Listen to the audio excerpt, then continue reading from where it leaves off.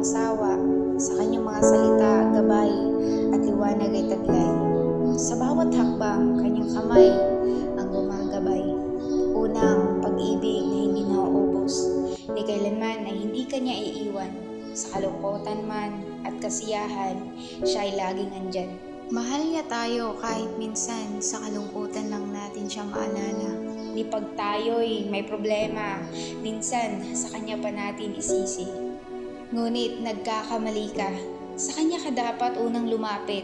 Sa kasiyahan man yan, sa mga problema mo man yan, siya ay laging andyan, nakikinig sa iyo. Siya ang una mong ibigin, mahalin at kaibiganin. Sa kanya mo ikwento lahat ng problema mo dahil siya ang kikilos para sa iyo upang ito'y maging maayos. Sa kanyang biyayang walang sino man ang makakapantay, sa kanyang piling, kapayapaan at ligaya'y naroroon.